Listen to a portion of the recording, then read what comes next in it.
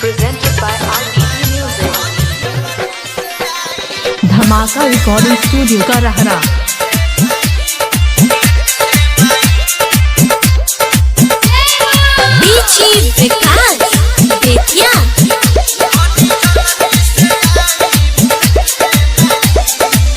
हे बिना वाली बानी कलसा हम धइले, भोर से बानी माई असरा लगइले।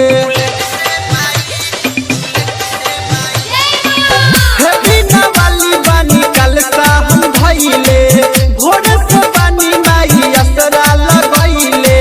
लागत होई बुझलट से माई, लागत होई बुझलट से माई, बुलेट से माई, बुलेट से माई, कौनी जल्दी से आई, बुलेट से माई, बुलेट से माई, बुलेट से माई, कौनी जल्दी से आई, बुलेट से माई। Recording studio Raxaul presented by RPG music.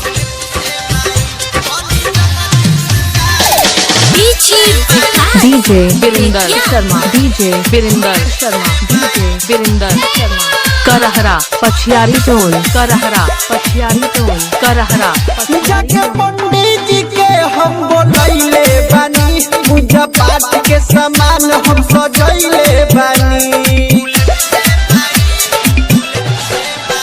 बाटे रौरा से विनती हमार, सपना पुराई ना हो, सुनी बल का बोलावे तोहार, देरी लगाई ना हो। आई पंडाल वाला गट से माई, आई पंडाल वाला गट से माई, बुलेट से माई, बुलेट से माई, कौनी जल्दी से आई, बुलेट से माई, बुलेट से माई, बुलेट से माई, कौनी जल्दी से आई, बुलेट से माई। Presented by RPG music.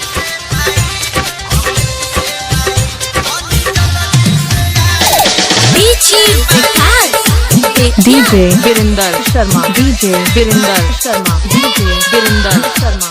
Karhara Pachhiyari Tol, Karhara Pachhiyari Tol, Karhara. भगतन के दर्शन करा दी माई, सुनी हमनी के श्रद्धा पूरा दी माई। मैया रवि शंकर और रवीन असरा लगइले बाटे, बड़ी श्रद्धा से आशिक आकाश तोहके बोलइले बाटे।